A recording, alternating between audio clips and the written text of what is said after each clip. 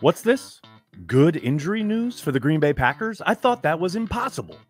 But it's true. Eric Stokes back on the practice field. First time in a long time. You know, Eric Stokes suffered both knee and foot injuries in the Week 9 loss to the Detroit Lions last season. Injuries that necessitated him using a wheelchair after his initial surgery. We saw him this summer running off to the side, not really participating in any capacity throughout training camp.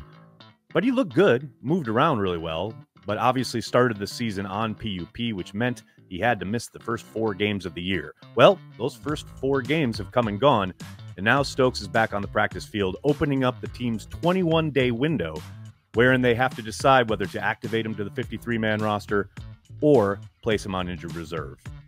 I suspect he will be back up and on the roster probably within a week to 10 days. I highly doubt he's up and ready for this Raiders game on Monday night, though nothing's impossible.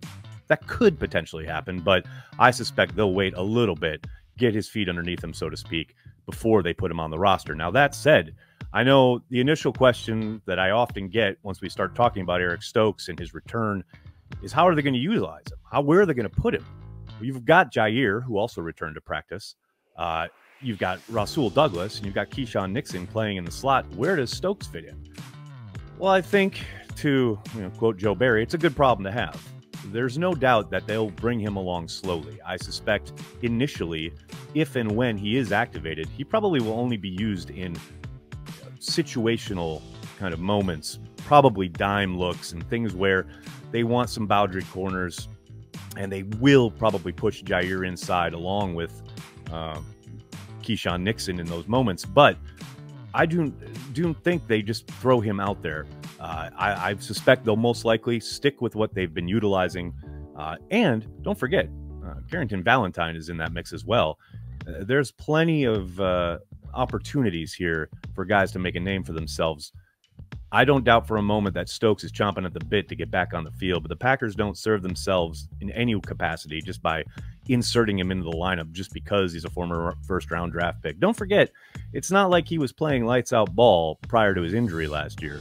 I do not doubt for a moment that they think he can get back to the form that we saw his rookie season.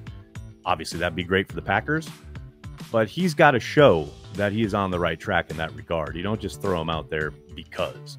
We'll see how the Packers handle this going forward, but regardless, it's good news. And in a season that has started with an avalanche of bad news on the injury front, this is a welcome development for the green and gold.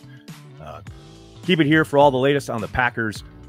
Tell your friends, tell your family. Cheesehead TV, we are devoted Packers fans worldwide.